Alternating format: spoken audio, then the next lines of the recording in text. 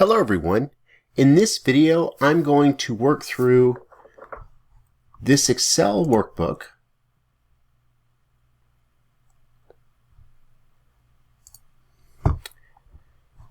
and we're going to be starting today with the present value of a lump sum. We're going to work through present value versus NPV, net present value, annuities, perpetuities, a growing annuity, and a growing perpetuity. I've got this Excel workbook, and I've also got this set of formulas that I'll make available online that we're going to go through as well. And I'm going to show you how to use these formulas and also Excel functions in order to calculate various time value of money and NPV, net present value, answers for different financial problems. So let's start with the first spreadsheet that we've got here. So the first spreadsheet, the present value or PV spreadsheet here, gives us this problem where we're receiving $100 over the next 5 years at the end of each year. And we need to figure out what the value of that $100, the set of payments is today. We're going to start off by using that present value equation that I just showed you. And so the present value equation says the present value is equal to the future value divided by 1 plus the discount rate, that's R, raised to the power of T, so that's the time period in which we receive the cash flow. And so that's what I'm going to put in here. You're going to notice the formula will show up in column D, and what I have in column D is the following formula. It says equals, and then in quotation marks, it's got a left caret and then 2 dashes. That's to create an arrow, and the ampersand sign, formula text. Formula text is the function name that tells us the formula in the cell that we're pointing at there. The reason for the arrow that we're putting there is to make it clear that that's what we're showing. Is we're showing the whatever is written in cell, in this case C5. So formula text is the function that we're using there. So here I'm going to say that the present value is equal to our future value that we're going to receive in a year is $100. So our future value is $100 divided by 1 plus, and then I'm going to reference the discount rate here. What I want to do here is I'm going to lock this rate in place. So I'm putting dollar signs in front of the column and the row. And I'm doing that so that I can just drag this formula down, and it's still going to reference that 4%. And then I'm going to take that, I'm going to raise it to the power of the number of years, in this case 1. So I'm discounting the $100 back 1 year at 4%, and that value today would be $96.15. Now, because of how I've got this set up, I can drag this all the way down for all 5 years. And it's going to give me the present value of each of those $100 payments today. So what that means is that at the end of year 5, I'm expected to receive $100. If I discounted that back to today at 4% per year, it would be worth $82.19. So I give you 3 ways to get this answer. The answer of how much is the total amount of these $500 payments worth today if they're discounted back at 4%. The first is to sum these present value cells that we just calculated.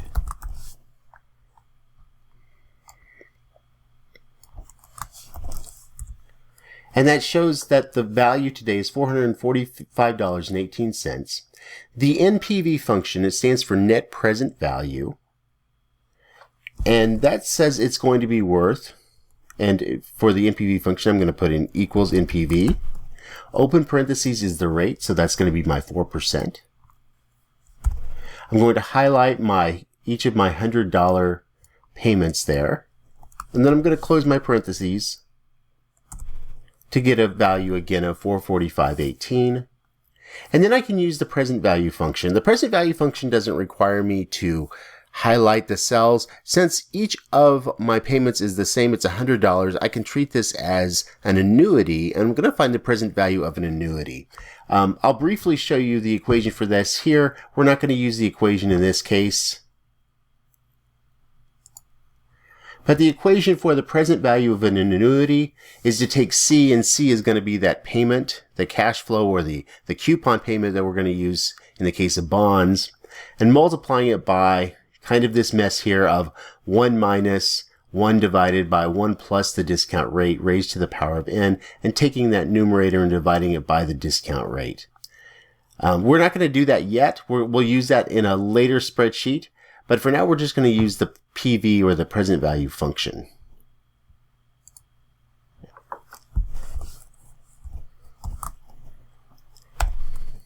And in this case, I'm going to make it negative, and I'll explain why.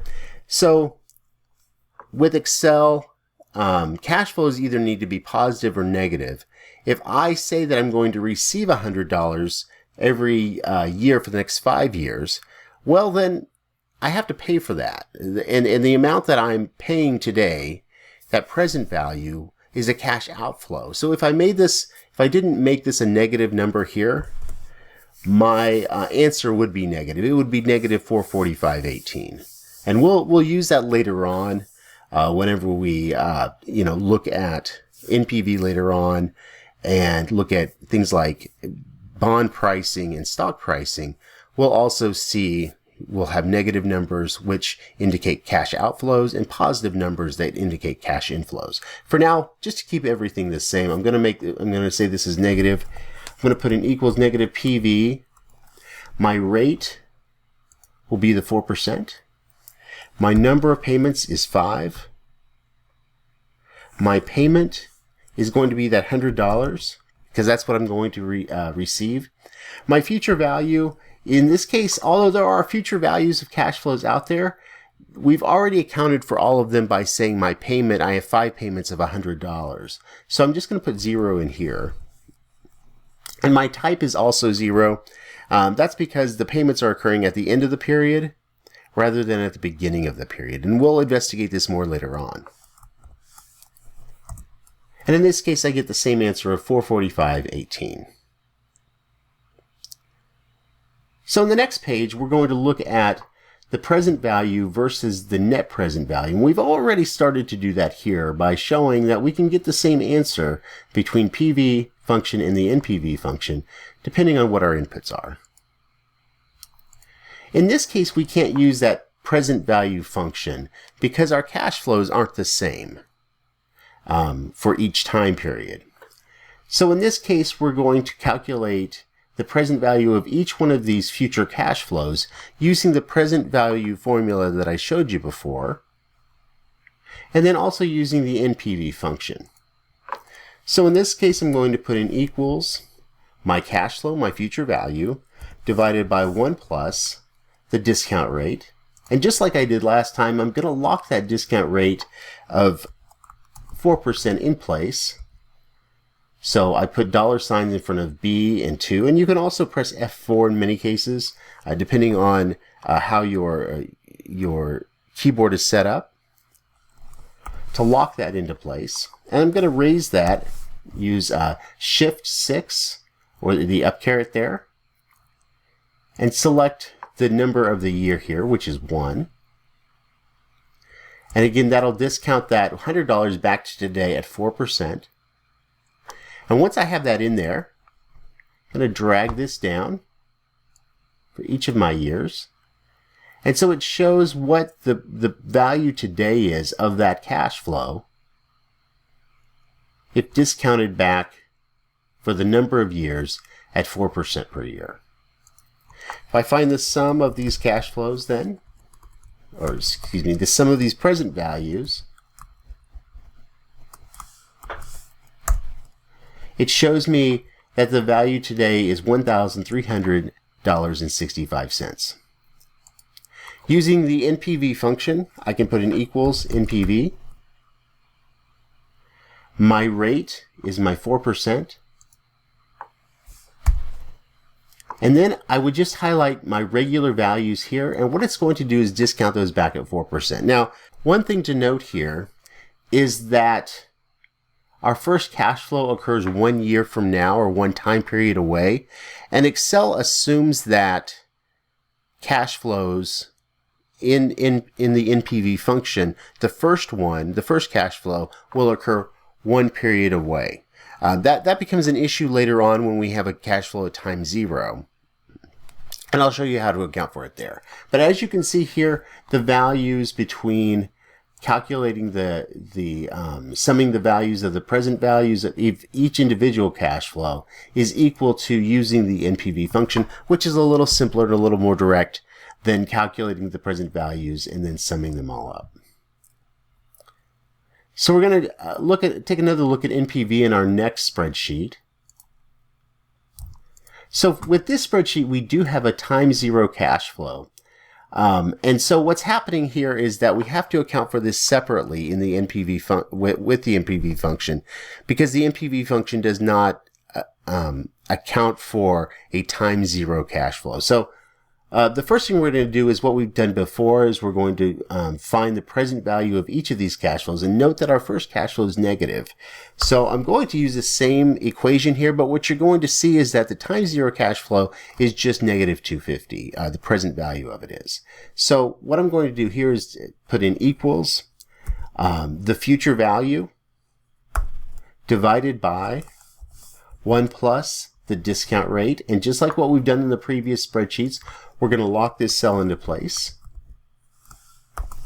Then we're going to raise it to the power of the year. So what we're doing here for this first cash flow is we're raising it to the power of 0, which just means that it's going to be equal to 1. Let me show you this outside of these calculations here.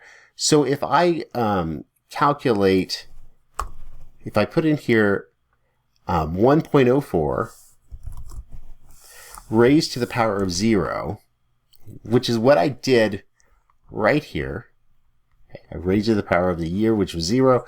It's going to give me a value of 1. So it doesn't discount it back whenever you do that. Now, since I've locked in place that interest rate, I can pull this down.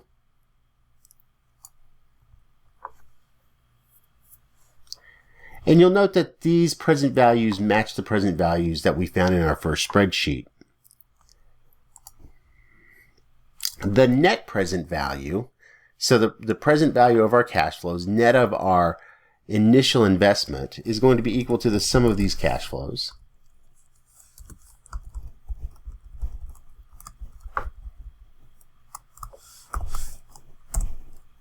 And it's 195.18. Now I'm going to make the mistake that's commonly made here the first time that I show you this NPV function using a negative number at time 0. I'm going to ignore the fact that the first cash flow in the NPV function is discounted back a year, just to show you what happens. So if I put in here equals NPV, my rate is my 4%. And then if I just highlight these values, I'm going to get the wrong answer. So I get a different answer here, and it's an incorrect answer because it's assuming that that negative $250 occurs a year from now. So it's discounting it back a year. Instead, what I want to do is that I want to calculate the NPV of the cash flows that occur beginning at year 1. And then I'm going to add in that time 0 cash flows separately.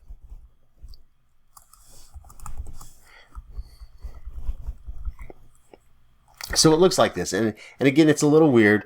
And there is a little bit of controversy about this, that the NPV function in Excel is not a true NPV function, because if it were, then you wouldn't need to put in the time 0 cash flows separately. And you get the correct answer in this case.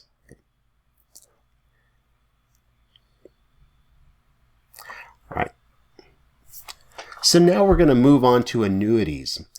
This is actually, well, the problem that we see here is an annuity. An annuity is a set payment that's paid at a set interval over time. for a set number of periods. And that's what we have here. This is an annuity of $1,000 that you're going to receive every year for the next 5 years. I'm going to demonstrate 3 different ways to calculate the present value of that annuity, or the value of that annuity today. The first is using kind of a complex formula. The reason I'm going to show you this formula is because it's handy to know the formulas, because later on in a different lesson, we're going to use formulas to construct Visual Basic programs, or macros, in order to use those within the spreadsheets that we're working on. For now, we can take a look at what this formula is. The present value of an annuity is right here. I've talked about it earlier on, and we're going to use this formula here to calculate the present value of the annuity that we're looking at. So you might keep that handy as we go through this, just so you can see what's going on as this formula goes in. So the formula says that we're going to take the payment, C, we're going to multiply it, and then we're going to open some parentheses up here, 1 minus, and open parentheses again, 1 divided by open parentheses, 1 plus our discount rate,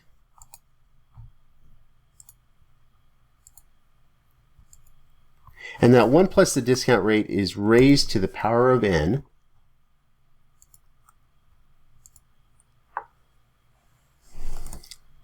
We're going to close those parentheses. Notice that they're color-coded. And then we're going to divide, or we're going to add one more parenthesis, sorry. And then we're going to divide that value by our discount rate of 6%.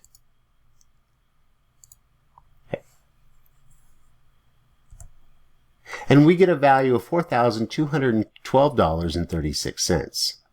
Using the present value function, I'm going to put in equals, and in this case, I'm going to put in present value. The rate is our 6%. Our number of payments, that's NPER, stands for number of periods, is 5. Our payment, in this case, I'm going to make it negative so we get a positive answer. So I'm going to put in negative 1,000. Our future value is 0. Our type, again, is 0 because these cash flows occur at the end of the period. And I get the same answer of $4,212.36. If I hadn't made the payment negative, the present value would have been a negative number because it would have indicated that we were paying out $4,212.36 today in order to receive $1,000 for the next 5 years. The last way that I'm going to show you is using that NPV function. So I'm going to put in equals NPV. My rate is my 6%. And then I just highlight my values. And I end up with the same answer of $4,212.36.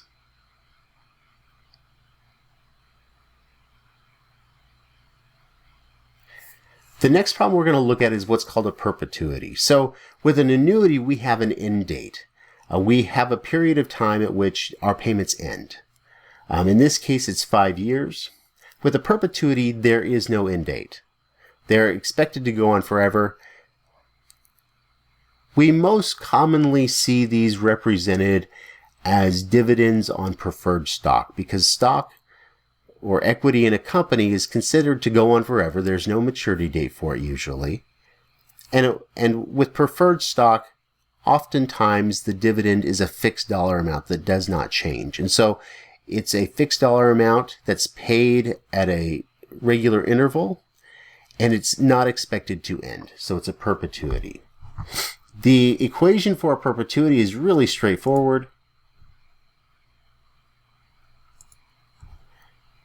The equation for a perpetuity looks like this. It's just the payment C divided by the discount rate R. And so in this case, we have a periodic payment C of $1,000. The discount rate is R. There's no Excel formula for this or function for this because it is pretty straightforward there. So we just take the periodic payment divided by the discount rate of 6%, and we get a value today of $16,666.67. The next item we're going to look at is a little bit more difficult because we looked at annuities before, but in real life, oftentimes these annuities grow. The cash flows that we receive or the cash flows that we're going to pay out grow over time. And so we're going to look at what's called a growing annuity. In this case, the payment is not the same over time. It grows by a specific percentage amount for each time period. And that's a growing annuity.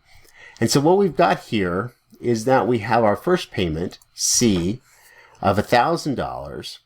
The growth rate is 3%. In other words, that means the payment's going to grow by 3%, in this case, every year. And the number of future periods is N. In other words, we're going to receive a payment that begins at $1,000 at time 1 and then grows by 3% for every year for the next 5 years. The discount rate is 6%. And so first we're going to start by looking at our formula and using that formula to calculate our answer. You can see here it's a kind of a difficult equation. So we have C multiplied by 1 minus, and then the ratio of 1 plus the growth rate divided by 1 plus the discount rate. And we're going to raise that ratio by the value of N. And then we're going to take that whole numerator and divide it by the discount rate minus the growth rate. So again, you might keep this one handy as we go through this because it is a little complicated.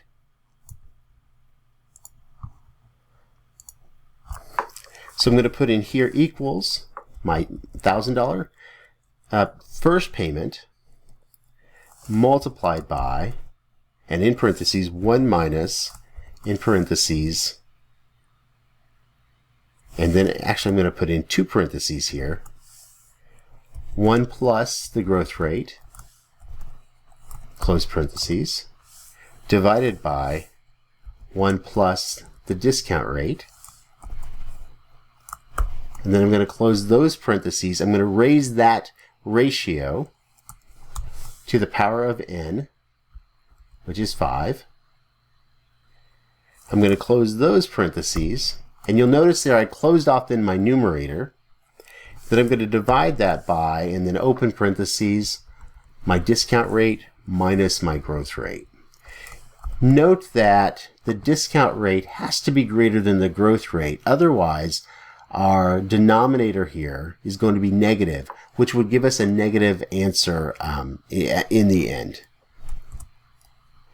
And so we get a value here of $4,457.43. Now we're just going to calculate by hand the annuity payments that we're going to receive. And I'm going to start here with just $1,000. So it's going to be equal to our first payment of C of $1,000 in 1 year. And now there's various ways to do this. I'm going to show you a way that's consistent with the textbook. The other way is just to grow this by 3% a year. But to show you a way that is consistent with what is in your textbook, I'm going to say that this is equal to our payment, our first payment, or $1,000 up here. And then I'm going to lock that into place. And then I'm going to multiply that by 1 plus my growth rate of 3%. And again, I'm going to lock that into place.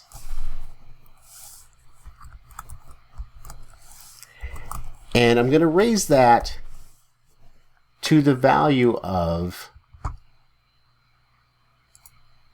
our period 2 minus our first period 1.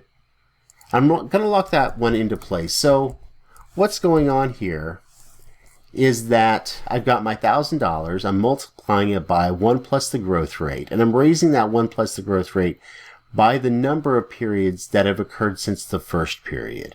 So in our first case, that's going to be raised to the first power, so that's going to grow up by 3% or $30. In the second case, it's going to raise that value, that power to 2, so it's going to be 3 minus 1. And so it's going to have 2 compound periods there. And it's a little bit more than $60. The 90 cents is the interest earned on the interest. And so on. And so each of these future payments will be growing by that 3% compound rate. So once I've got all of my future payments in, and these are going to be the 5 payments I would receive from this because it's growing by 3% a year, and I'm earning interest on the interest, so I'm earning compound interest there. I'm going to put in here equals NPV. My rate is my discount rate of 6%. And then I'm just going to highlight these 5 values here. And I get the same answer of $4,457.43. The last item we're going to look at in this video is a growing perpetuity.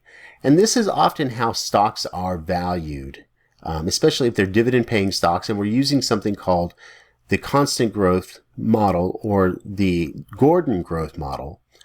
And the Gordon growth model is a model that's based on the idea that the dividends of a stock will grow at a constant rate over time in the future. And it's usually reserved for companies that are very mature. They've been paying dividends for a while. The growth rate in those dividends are predictable, and they tend to grow, those dividends tend to grow at a slow, almost constant rate over time. And so that's what we're going to look at here, is a growing perpetuity. And let me show you the equation for this one. The equation for this says that we take the cash flow that's going to occur at time 1. So not the cash flow that has just occurred for this investment, but rather the one that's going to occur in the next time period. And we discount that back we divide that cash flow by the required rate of return, or the discount rate, minus the growth rate.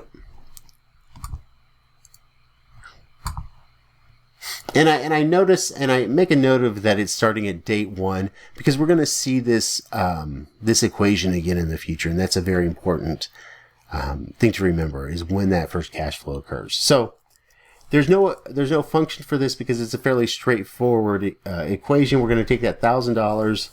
We're going to divide it by our discount rate minus the growth rate of 3%. Note that the discount rate has to be greater than the growth rate. So another way that we can put this in here is by using an if statement. Because really, if the discount rate is less than the growth rate, then our value would be negative, and it wouldn't actually exist. There would be no annuity offered if it were offered at a negative value. So if my discount rate's less than my growth rate, and I'll show you what that looks like, we'll say our discount rate is less than 3%. We're going to say that it's 2%. So I'm going to take our periodic payment of $1,000 divided by 2% minus our growth rate of 3%. We get a negative number there. And this is an annuity that wouldn't exist because nobody would offer an annuity that has a negative value today.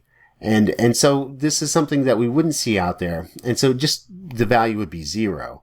And so let me show you another way to do that. And so that doesn't happen, we could put an if statement in. So if we put in here equals if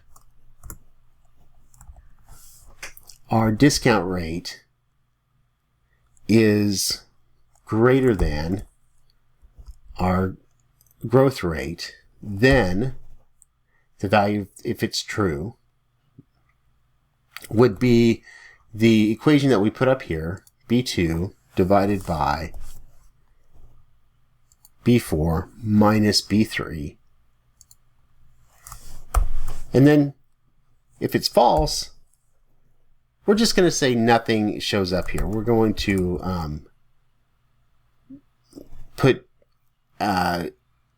quotation marks and then a space and then quotation marks, which would just give us a blank cell there. So in this case, it is an actual valid number,